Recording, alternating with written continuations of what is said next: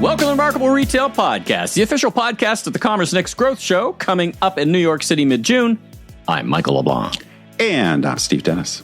On this episode, our guest is Eric Sadi, co-president, North American Real Estate Simon. Simon is a real estate investment trust engaged in the ownership of premier shopping, dining and entertainment, and mixed-use destinations, properties across North America, Europe, and Asia, gathering place for millions of people every day and billions of annual sales. How much gathering?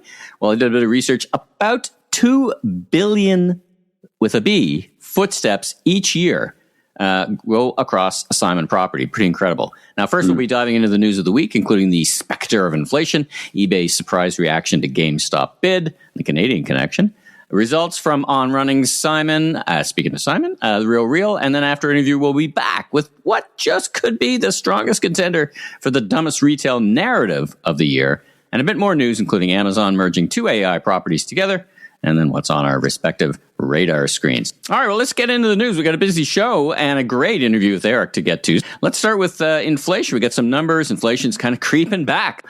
Talk about what you think, Mr. Economics person. I can already say one thing, which is I think I'm going to be wrong about one of my predictions, which was basically that the narrative was going to shift away from worries about inflation to more the job situation. And the job market's kind of holding in fairly well, at least in the U.S. But yeah, inflation is back, baby. So 18 months ago or so, as folks might remember, we were on a clear downward trend toward 2%. Again, at least in the United States, that's the Federal Reserve's target. Then, in what we might describe as the ultimate own goal, in fact, 2 own goals, the Trump regime did their tariffs, which of course are quite inflationary. So that was, last year. The other own goal is Operation FUBAR, which has led to the fuel crisis. And so some of the data we just got last week is that consumer prices are now ticking up or have ticked up to 3.8%. Also, a little interesting factoid, I thought, is that this is the first time in a few years, 3 years, I believe, that wage growth is slower than price increases. So that's not all that good. About 40% of this inflation, probably not too surprisingly, is coming from fuel. The second biggest driver is increases in food, particularly things like beef prices. I guess the more concerning figure in some respects is that the U.S. Producer Price Index spiked up to a 6% annual rate, which is the largest 12-month increase in about 4 years or 3.5 years. Most of that, again, probably not too surprisingly, is driven by transportation costs, which of course are highly affected by diesel costs in particular. So this isn't great. It doesn't sound burying the lead once again. And, given that I guess probably most people would get producer price index. One of the reasons why people pay attention to that is that's kind of a leading indicator because it takes a little while for what the producers are paying to work their way into consumers. So I think it's reasonable to expect that at least May and June probably will show higher inflation, and particularly if we don't see any real progress in the Hormuz situation, the trend here is not great. So I think one of the big questions will be kind of like the whole discussion we had for better part of a year with tariffs is how much will retailers be willing to absorb some of this cost for a while, pass it on selectively. That I think is TBD. I wouldn't necessarily assume there's a straight line between producer prices going up to consumer prices going up, but we've already seen some of that for sure. And it's just a question of how much and how fast. Let's talk about eBay's response. I said there's a Canadian connection because for some weird reason, TD Bank, which the American division of the Canadian bank, for some reason backed GameStop for whatever reason, but eBay responded to talk about what they said. Well, I'll make this fast just to kind of close the loop since we talked about this as the dumbest retail story of the year, most likely. So just in case people don't remember, Ryan Cohen, CEO of GameStop, made the audacious $56 billion bid for eBay. It was audacious because it's basically a company a quarter the size trying to take over a company much more valuable with the pitch that somehow or other GameStop was going to be the next Amazon. or the combination would be the next Amazon. Anyway, eBay responded. I mean, the takeaway was go pound sand, but the specific wording was the offer is neither credible nor attractive, which I've gotten sometimes in asking women out. So, so I have a connection to that. But anyway, Cohen swinging for the fences, but apparently not gaining much purchase. But I guess there may be another shoe to drop here, but time will tell. So anyway. Oh no! It's a swing and a miss to continue the baseball metaphors. There's a few earnings that came out in the latest batch. Let's start with our guest. I think we referenced it actually quickly on the pod. Yeah, Simon Property Group, not to be confused with some other Simons. Obviously, we're talking to Eric, so we will get into the story behind it and the strategic part of it. But just to hit on a few facts here, occupancy hit 96%, not too bad. Minimum rent per square foot up 5.2%. Retailers, their tenants, sales per square foot across both malls and their premium outlets up almost 12%. So, that really speaks to the nature of the top tier properties they have. Also just strong sales and margin performance. Really the only thing they talked about, because it was kind of a blowout quarter, and their stock has continued to perform well. We're not an investment podcast, but that's some validation of how strongly they're performing. Really, the only thing they pointed out is some headwinds from the decline in tourism to the United States, because, of course, most of their properties are based here in America. Stay tuned, because you're going to hear a lot more about their strategy and what makes them special and where they're headed, particularly in reimagining some of these properties, which I think seems to be working pretty well. The other one I wanted to talk about quickly was On Running, which definitely one of our favorite remarkable brands. And of course, we've talked about them in isolation, but also in terms of how they've really taken market share from Nike. I mean, the numbers here just continue to be pretty incredible. 26% sales growth, gross margin increase from 59.9% to 64.2%. Not too many retailers. I mean, they have a big direct-to-consumer business, so that's a big part of it, but they have a nice wholesale business. So that's pretty impressive gross margin performance. Net income up 82%. Adjusted EBITDA margin at 21%. Not a lot of retailers hit those kinds of numbers. And so they're really just doing about everything a good specialty premium brand should do. Expanding margin, great DTC momentum, global growth. Asia is now 20% of their business, opening a bunch of stores there. Category expansion, cultural relevance, got a partnership with Zendaya. And really the only concern, other than, as they start to get bigger, it's harder to comp these numbers, is they've had some leadership changes at the top. They're on their second CEO in less than a year. So even though this was a kind of like Simon, a blowout quarter, Wall Street didn't love it so much, but they're, just objectively firing on all cylinders. Let's talk about the real. So what's going on there? Well, I wanted to mention them for a couple reasons. We've definitely come back to how different disruptors are performing, where lots of them have really had a lot of trouble. Others, like Warby Parker, we talked about last week, really doing pretty well. Well, the real, two things here. One is they are one of the brands that has gone from some struggles to really righting the ship. They grew their GMV about 24%. Their actual revenues themselves grew 19%.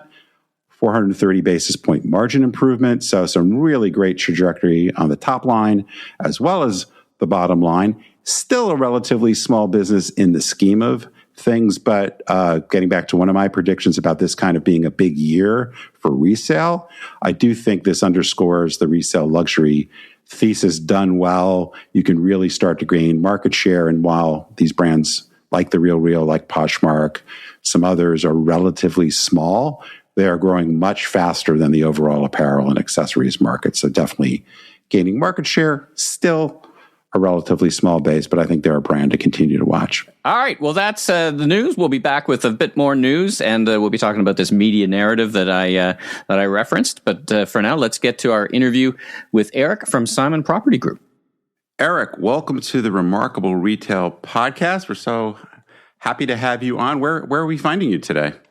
I am actually in Greenwich, Connecticut today. All right. Well, we've got a lot to talk about, so we should probably jump in and get to that. But before we do, you've been with Simon, I guess, for close to 2 decades. I think that's right. And of course, that has been a time where the real estate industry, the mall industry, has seen a lot of dramatic changes. I guess I'd like to start just by understanding what drew you to retail real estate in the first place, and then kind of what really animates you today. Real estate and I guess more retail has been sort of the family business for years. My father was in retail for 30 plus years, started out in, working on the floor in a retailer, and then ended up in a sort of a management position later in his career, 30 some odd years later. And so I grew up as a kid, and I vaguely remember this, but I would hide in the rounders and drive my father crazy in the retail stores while he was working there. When they couldn't afford a babysitter, I would sort of linger. And so I got into retail at a really young age, but I didn't know I was going to get into retail real estate, I guess, until my mid-20s. I was out of school. I was working in marketing, and I always sort of had a real interest in the consumer and what, I think I got into marketing because it helped me sort of process my curiosity about how people respond to certain things and how consumers respond to certain things. And so that was sort of my curiosity in the business. And I had an opportunity. I was working in marketing, and this is sort of probably a less exciting story than maybe some of your other guests, but I wasn't making great money in marketing.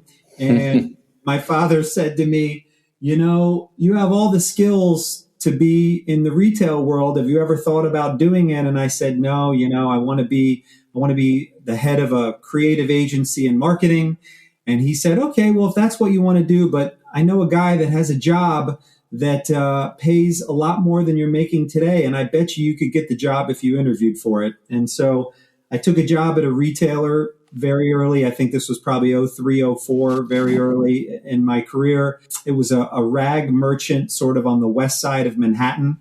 And I had a great boss there who let me travel the country and see every single one of our stores. And it was me in a car, pre-GPS, with a Rand McNally map. That's dating myself, of course.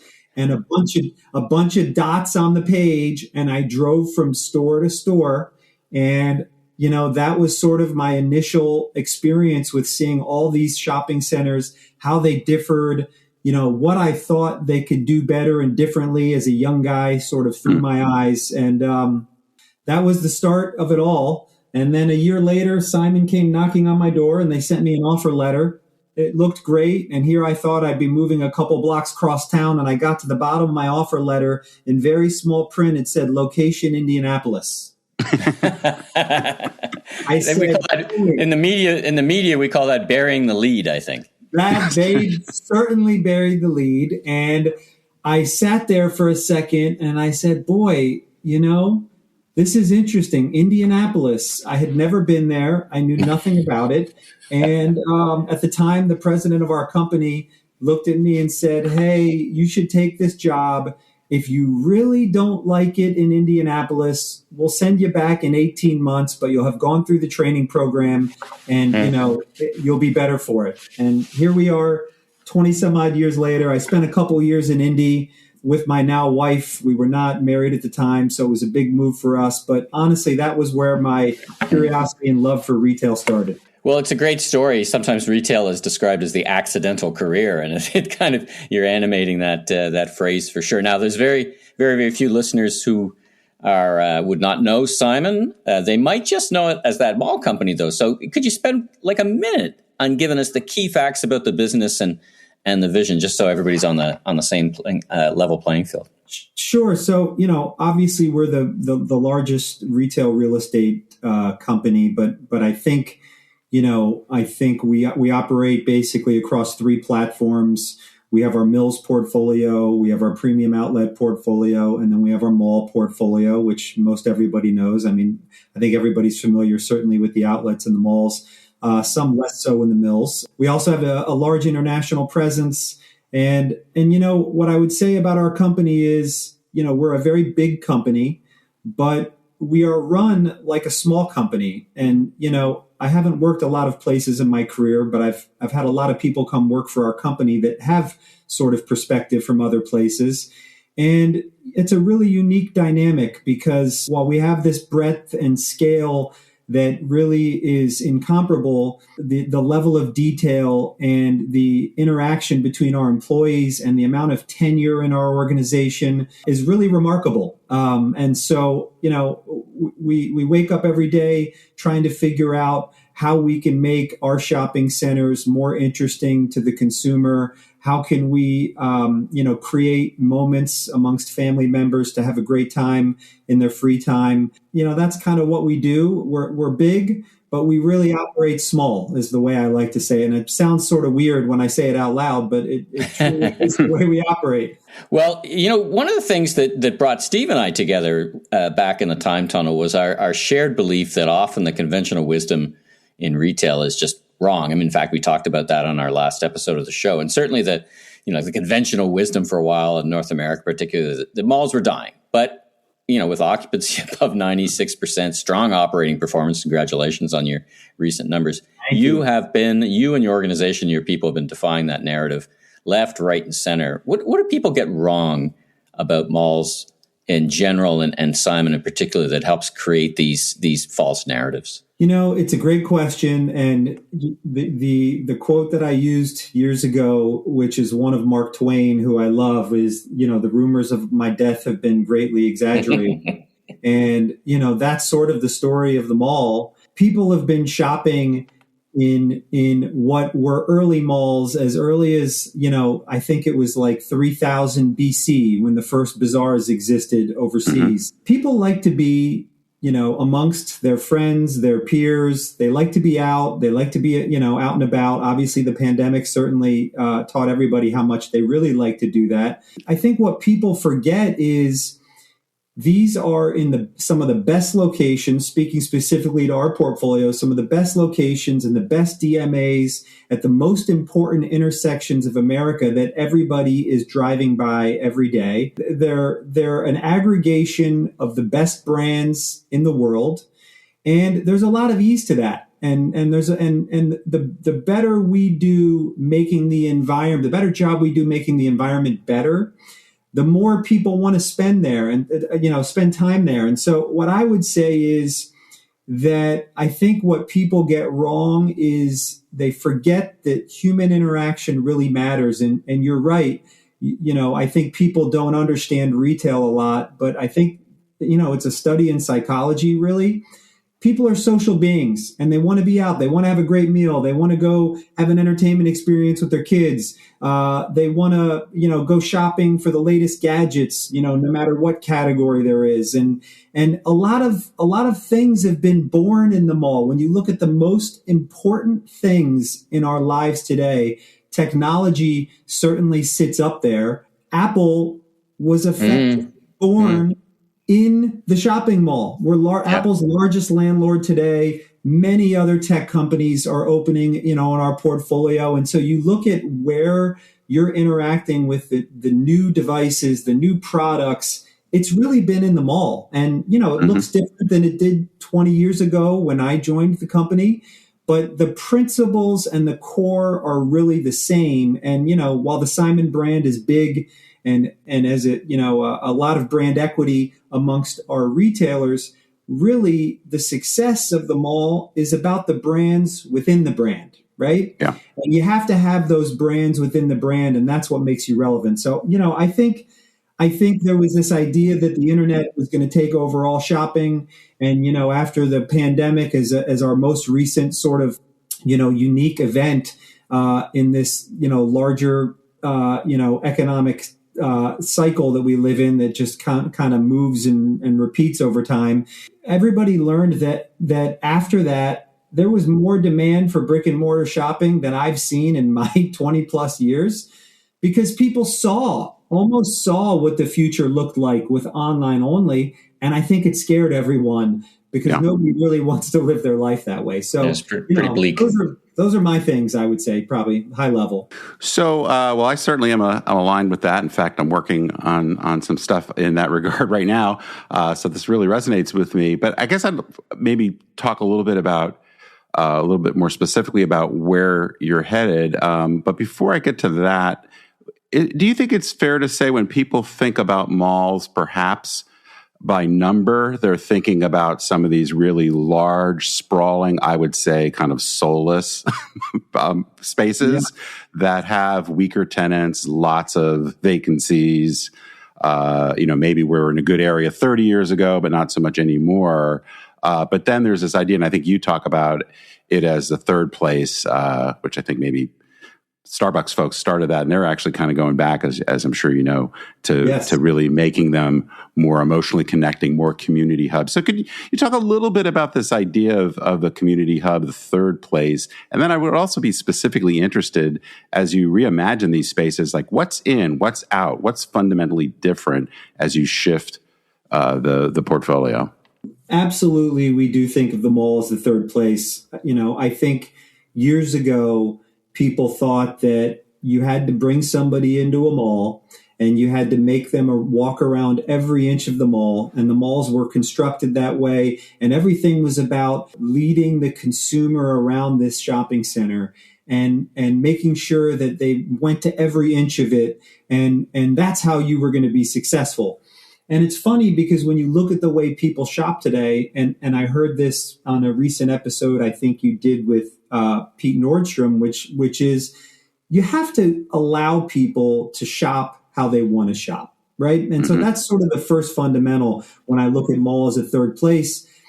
If somebody wants to come for 20 minutes because they need to grab 2 items for a birthday party, we got to make the parking easy for them. If they want to come and spend 3.5 hours and go to work out at Lifetime and then go to Level 99 or another entertainment concept or Netflix, we need to make sure we have that available to them. And so, when I think about the mall as a third place, it's the primary thesis is that everybody is craving connection in some way. They want to be out and doing it. And we have to have something for everyone, all generations, that resonates with them. It can be as easy as the boomer generation. They like better signage. We got to do a better job of that. Right? They're not on their phones walking around, steering their way through the mall. And so, I think that's sort of the idea of the third place. You have something for everyone. It's not just apparel. Malls historically were, department stores, very apparel heavy, obviously footwear too. But, the mix has diversified completely. You have entertainment. You still have apparel. You have many new accessory brands. You have technology. You have fitness. Then when you look at some of the mixed use components, you have residential, you have hotel. And so these places become mini cities, if you will, where anybody can go and they know they're going to get something. That might not be right for the tiny little malls in, the small, markets in America. And there's just not enough people to sustain that. And so what naturally happens are the ones in the best locations that the market has moved toward. Those end up being the ones that you can grow and evolve and recapture space and innovate. And it just so happens that, we own the most of those in the most interesting markets. And, it'd be really easy to make them all look the same.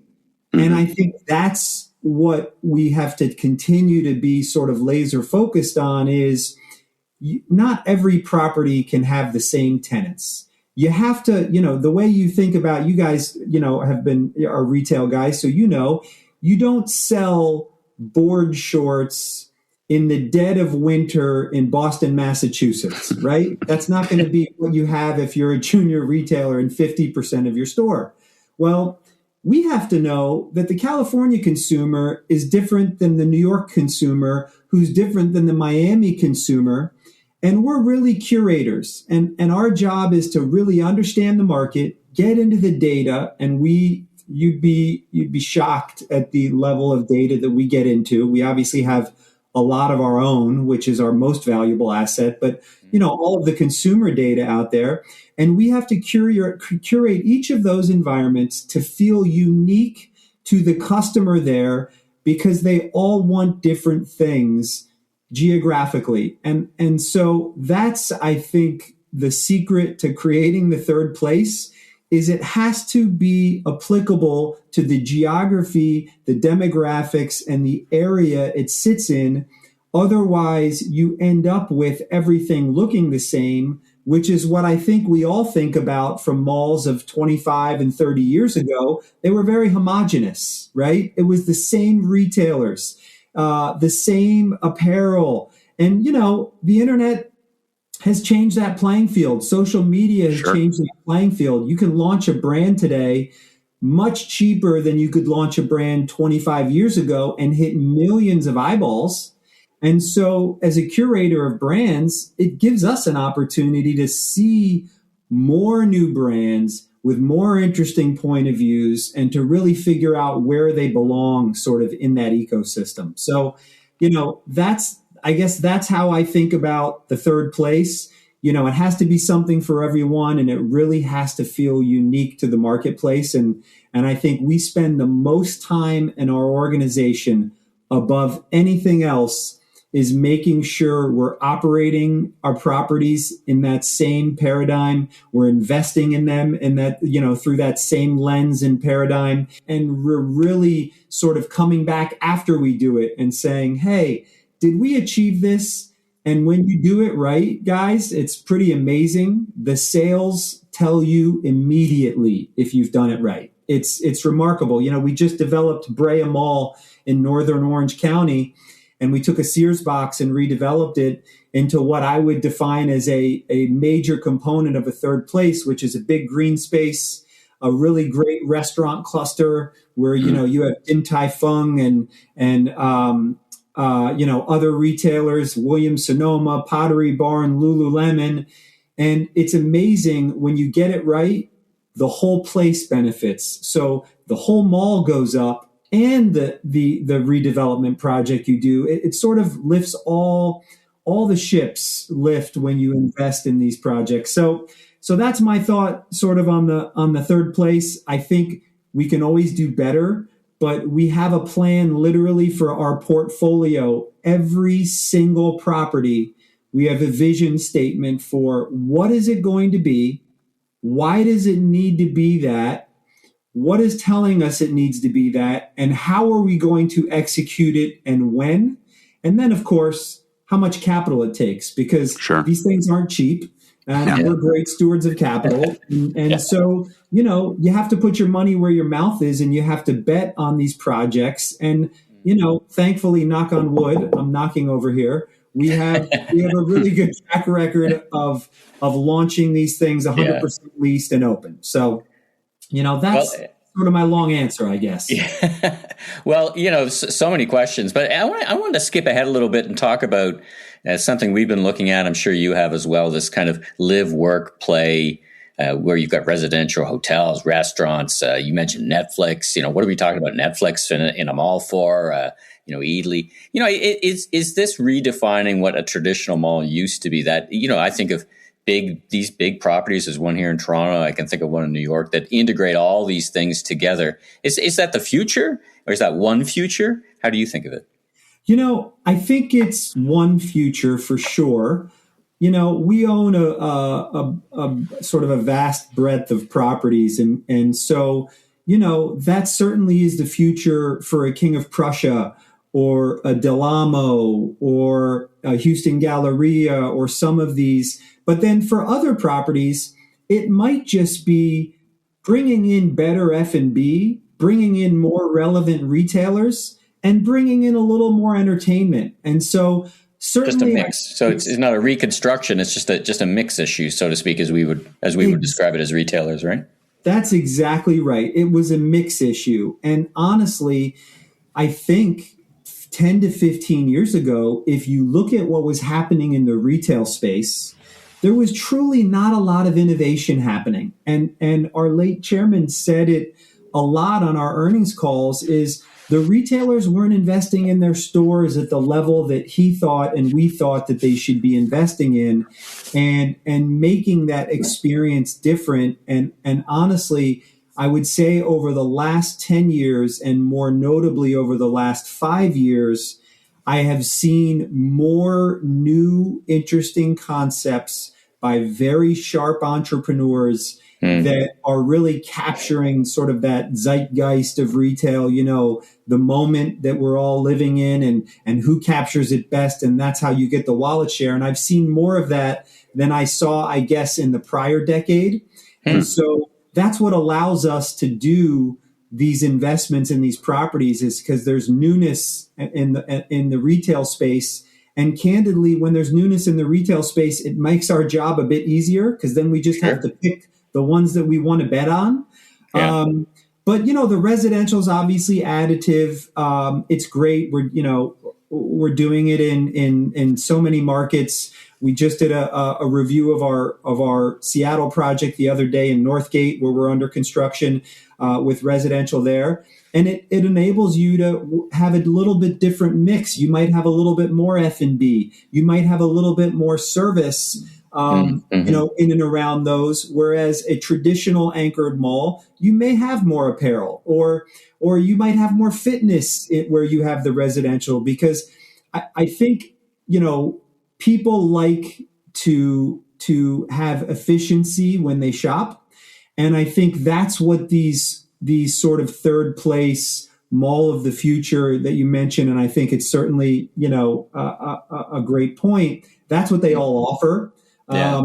It's sometimes they want efficiency and sometimes they want experience, right? And that's exactly. both a mix issue and just, what I'm looking for right now kind of issue.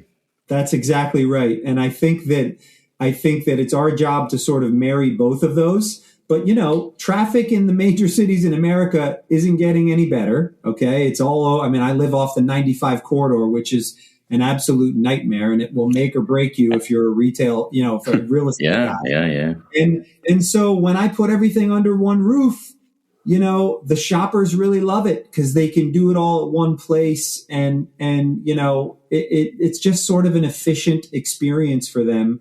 It's why we've done medical office in some places too. That's been a use that we've done in a few places. We did it out in Eastern Long Island, and that's been a boon on an old, tired Sears box. You bring that in, and it's very well done, more upscale. It's driven a bunch of traffic. It's accretive. People like to go shopping when they do those experiences. So, there's a lot of things that sort of tangentially benefit each other when you put them together, if that makes sense. Yeah. So I'm mindful of our time, and I don't want to get into the weeds, but one of the things I hear people say to me, and I guess it's a little bit of my own experience when I go to certain malls, not necessarily Simon malls, where they're so outdated. They're so, you talked about just the old, I think, we call it the Gruen transfer of trying to get consumers to wander through the whole place. Can you just talk a little bit and I guess the comment I get from people is, why aren't more malls being reimagined in a significant way? And I just wonder if you could just talk about the challenges beyond the kind of pure expenses of, dealing with empty anchors, dealing maybe with zoning issues that doesn't allow, apparently, these reimaginations to happen as quickly as they might otherwise seem like they should. Yeah. So, listen, the first constraint I would say is capital. And you have to be able to allocate the capital to do these reinvestments in these properties. And obviously we have a, better capability, than anyone to do that. And so I would say that's the first limiting factor. And oftentimes when you look at investing, and let's just take a renovation, for example, the very baseline minimum that you should be doing in your properties if you want them to, continue to sort of succeed in the future. And that might be replacing the tile. It might be painting. It might be redoing the entrances. It might be redoing the signage. The consumer doesn't really say, I need new tile here. Okay, that's not how it happens. But they feel it when you do it. And so, the whole ambiance becomes better. And as a result, the retailer mix gets better.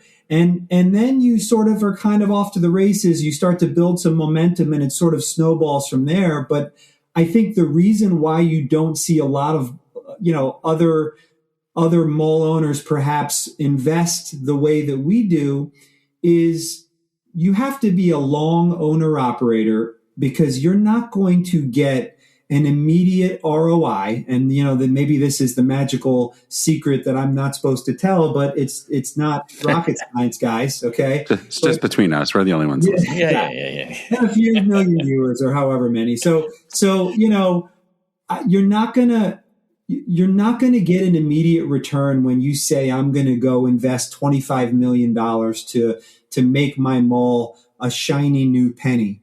But if you look at it and you're a long owner operator, as we are, we're in it for the long haul. We know that with our team and how good they are and what great curators they are, that if we invest in it, we know that there's a reasonable, a much more than reasonable, a highly probable chance that we're going to get that next wave of retailers.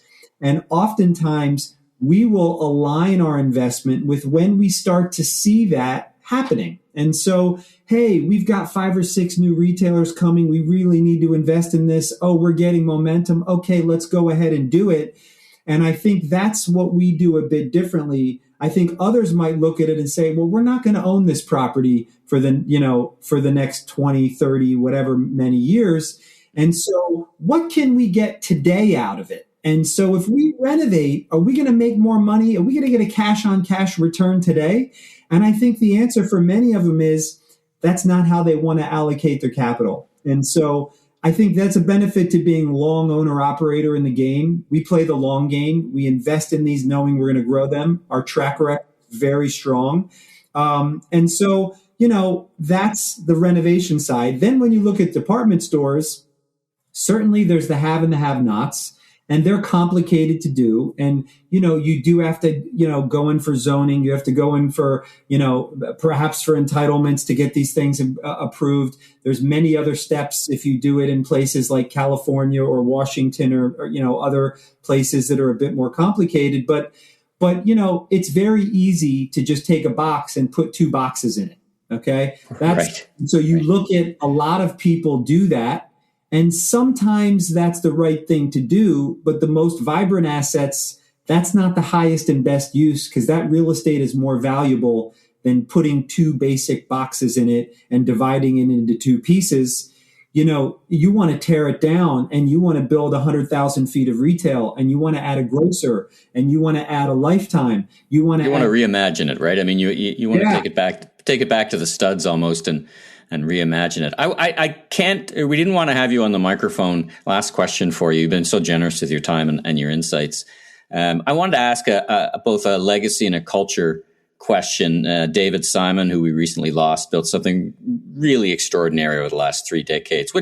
What's that legacy? And you've mentioned it a couple of times, a very large organization with an entrepreneurial spirit. Is that what he installed in the organization that you hope to carry forward? That is absolutely the case. David Simon, when I think about his passion for this business, when I think about the work ethic that he had, when I think about the way he pushed us all, the entire organization, to do better at all times. And listen, there's times when you're tired. But, at our company, you got to push through that and you gotta always take things to the next level. And so, listen, I think the things that I take from it, he's one of the most loyal, incredibly loyal people that I've ever done business with, internally or externally. And he was a tremendous family man. And he really ensured that everything that we did within our organization was done with integrity, with 150% passion. And, the amount of things that he was involved in, if we got a call from somebody at a mall that had an issue, he would respond to it directly. Just a single consumer. So he was a remarkable guy. He's left a huge void in my life personally and professionally. But I got to tell you, what he's instilled and the system that he has in place for our organization, and his son, Eli, who's just had his first earnings call yesterday. I think that Wall Street and I think the retail community at whole is going to see the next generation and what he's instilled in his son and our executive team. I think that the future is only bright for us, and it's pretty exciting. But certainly I think he's one of the most influential CEOs in the last few decades, for sure. Yeah, what a great testament to his legacy. Well, Eric, this has just been such a treat. On behalf of Steve and I, thanks so much for joining us on the Remarkable Retail Podcast. So we wish you much continued success in an area that we look at quite closely and admire what you're doing. So thanks again for joining us on the pod. Thank you so much, guys. It's a pleasure. I could do this all day, candidly. So off the top, I mentioned what could be the dumbest media narrative. Now, I want to be careful and say it wasn't the dumbest article, because you sparked by the New York Times article, which is actually pretty good. The narrative is this bet that retailers are putting money in their stores, like it's some kind of risk that's going to pay off. Yeah. And, we just heard lots from Eric, and we were talking with him off mic about it, because it just happens we were talking in last week. And it's kind of a mix of bemusement and a little bit of frustration and a bit of a fundamental lack of understanding about the nuance. I don't know if it's nuance, but it's whether whether it's the tech bros singing their relentless songs about what they want to do, or the kernel of truth that is the death in the middle. Let's take a few minutes. Let's take a few minutes and vent/unpack this for the people. Now, why do you think? It's a self-serving question, but why do you think there's any surprise, given all the data out there, that that investment in physical retail, many stores, we'll talk about a few of them, is any kind of bet? The sort of lazy narrative is because online is growing much more quickly than physical retail. Why would you invest in it? And I think, at a high level, maybe that's a little bit questionable. But first of all, if you just look at the facts, America's largest retailers, which is included in one of those stories about this, are expected to spend at least $20 billion to remodel more than 12,000 stores. And of course, as we've talked about a million times, lots of stores continue to open. But I think when you're talking about the aggregate level, there's really two different things going on. And it's not just about real estate. So one of them, going back to what we were talking about a little bit last week and we've touched on, is really the difference between buying versus shopping, or errands versus experiences, or jobs versus joys. Online is first of all growing much more faster on the buying, errand running kind of thing. Every day it gets more efficient, really. Right. Every day. But even when you talk about physical stores, there is a component of running errands and getting something off your to-do list, which is very store-centric. And so the investments in stores are really, I would say, about building out physical retail as like a utility infrastructure, to support buy online, pick up in store, fulfillment from store, and a lot of the kinds of things that just acknowledge the role of physical stores in supporting e-commerce, or just supporting people running in to get something off their to-do list where, for whatever reason, e-commerce may not do the job. So Walmart spending $9 billion in remodels, 650 stores. One of the stories last week was Target's. They gave a little bit more detail about their biggest transformation spending in a decade, which is $5 billion on stores, 130 remodels, a bunch of new stores.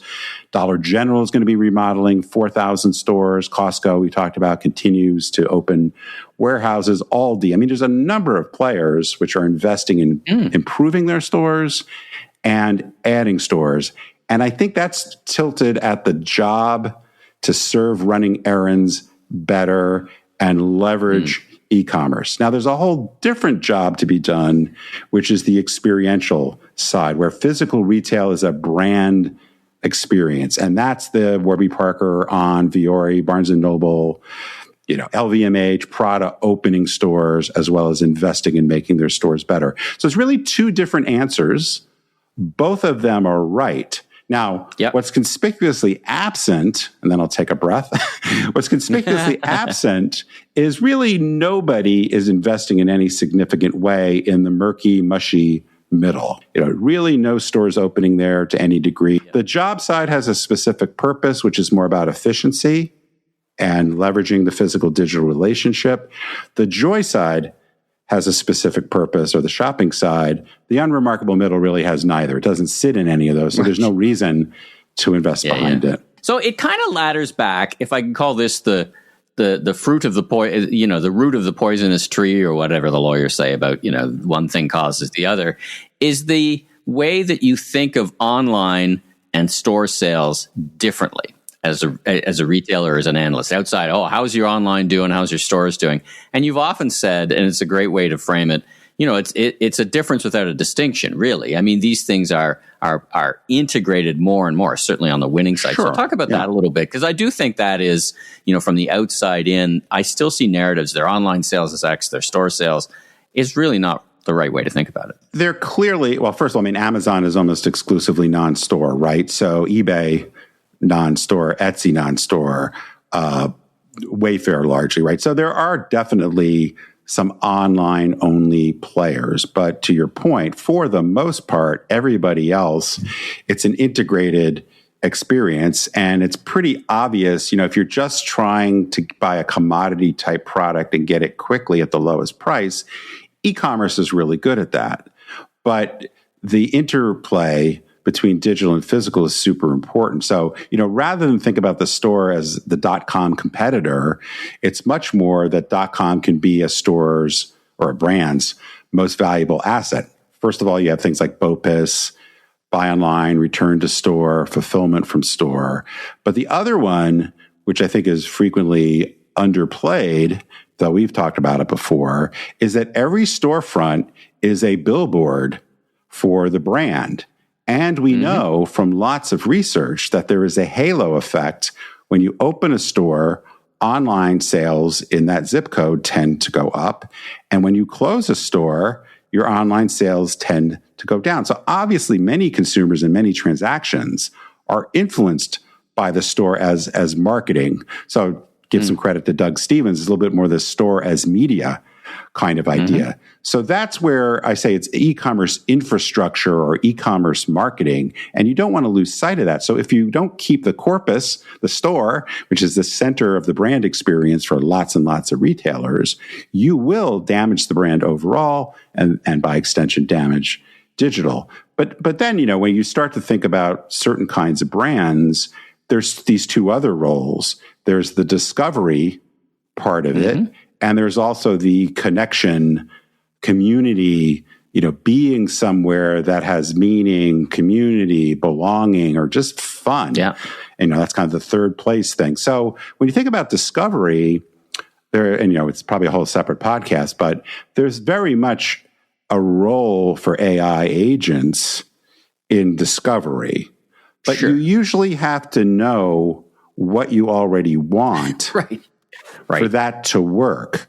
I had that experience. I was testing for an AI agent in a particular apparel format, and it says that I'm looking for something nice for my wife, and it just gapped out. It's I don't know, that doesn't help. If you need more information, it'll just continue to serve you what it wants to serve you. So it gets you to a point. Well, and when you can sort of hire out somebody, I'm not saying that AI can't be important in discovery or suggest things that you may not quite know you want, but it doesn't do anything for really extending our humanity, being connected with people, right, and that joy we get from discovering that sweater or, being in a really cool, interesting place. And so I think part of the reason why the whole retail apocalypse narrative was always wrong, but also why people get confused about why would you want to invest in stores? Well, it's because people like being in stores. It's not just, when you think about it just as a satisfaction, pragmatic, run an errand as fast and as cheaply as possible, sure, you don't necessarily need stores for lots of that. And that's why e-commerce is growing so fast. But when you want to be with your people, when you want to be in community, I think we can all think about lots of things we love to do which is not rational in satisfying for a need, but we want to do it. And so I'm kind of always been like, well, why wouldn't you want to invest in stores? Now, you don't want to invest in Kohl's because Kohl's is a functional store that doesn't have a reason to have 1,100 stores and that are 80,000 square feet with a bunch of merchandise you can get anywhere. Like, that doesn't make any sense. Why would you want to invest in Warby Parker, Vuori, or why would Walmart and Target and others want their stores to be great places to be, both serving the e-commerce infrastructure, but also being places that customers want to gather? I think that's pretty obvious. And I'm honestly sometimes confused by why people don't get it. But anyway, hopefully this has helped people get it a little bit better, or at least be thinking about where that fork in the road is between getting something off your to-do list and wanting to be in community with people or seeing things in person. Here's just like one other random fact I came across, which is the retail shop at the Masters golf tournament does $70 million in 7 days. It's arguable whether the products themselves are any good. They have no website. But, this is another example, and, it's obviously a very unique kind of thing for mostly rich people, right? So I don't want to make too much of it, but, it's the thing, like, you had to be there.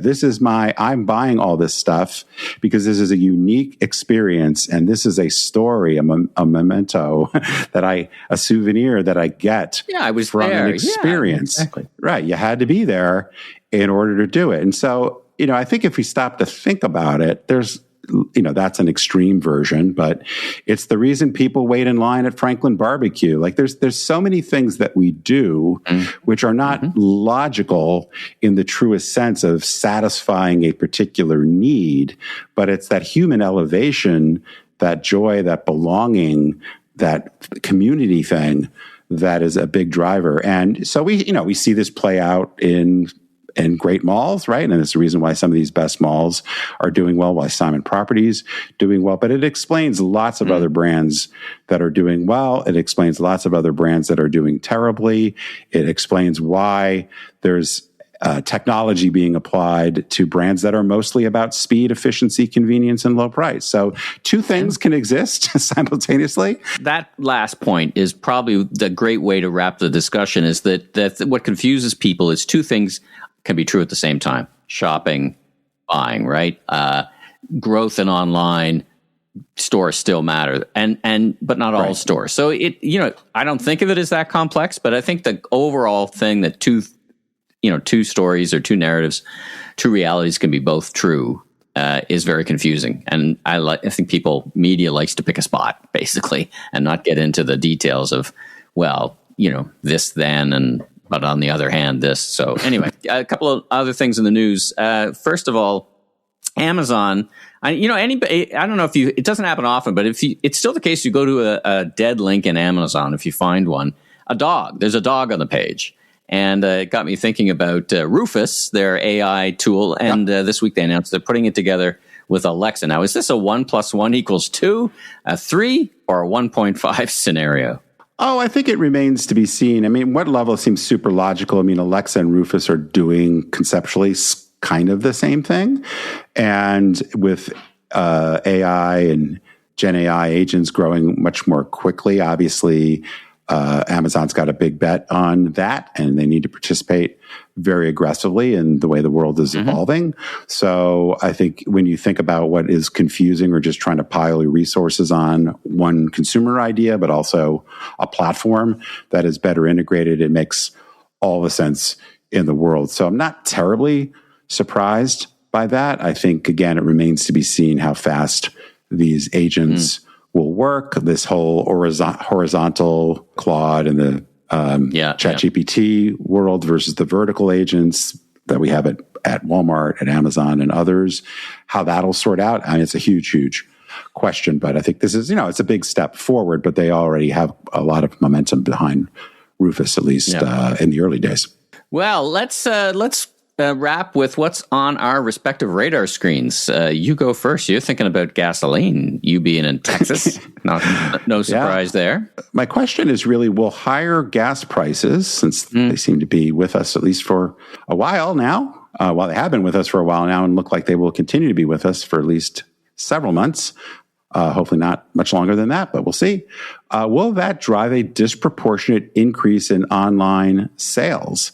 So a lot of this circles back to the inflation point as more and more consumers are getting squeezed by inflation, watching their budgets more and seeing, most obviously the cost of getting in their car and going somewhere. Will people start to maybe make a little bit different calculus as to, maybe I'll get this delivered rather than having to go fetch it. We have seen online sales, which the growth rate's been decelerating a little bit, pick up a bit if we look at some of the recent sales data. So maybe that's an explanation. Maybe it's AI. Maybe it's sunspots. Maybe I don't know. But anyway, I think it's something to pay attention to as just a new dynamic that is being driven by the fuel costs. For my on the radar screen, I just got back from LA and I visited some retail stores. Sorry, Kevin Kelly, by the way. I forgot you were based in LA. I meant to call you. And he did a post about a great store that he did up, Laurel Supply. Yeah. And if you're in LA, West Hollywood, I did a little walk and talk video as well. What a store. It is at the top of the K, like you're falling off the K. It's so at the top of the K. It's like an Aeron kind of kind of place, but it's just beautiful and talk about experience, and it's just well merchandised. And then I went to the Gonzales Northgate Market and T&T. So I don't know if you know this place. It was wonderful. It's kind of I don't want to call it ethnic grocery, but it's a specialty retailer. And it was just fantastic. Now, of course, I met the store manager really quickly. No surprise. A couple of gringos walk in a store with a camera. You're going to meet the store manager really quickly.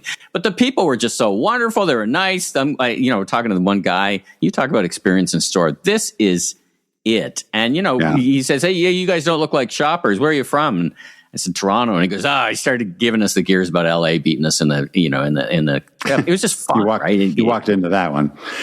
I walked into that one, but everybody was just so amazing. I got some food and we ate it in the parking lot, met some characters out there too. Jim Okamer and I just wanted, on my radar screen continues to be this special. We don't talk about grocery. We talk about the big grocers a little bit, but there's such innovation happening in. And they just opened one store. They're opening 3 or 4 more. These are not small stores. They're not super centers. They're very focused, very specific, just wonderful stores. I'll post some pictures up. But on my radar screen continues to be in the grocery section. It's really, finding your way around these big giants who are just offering the same commodity products on their shelves.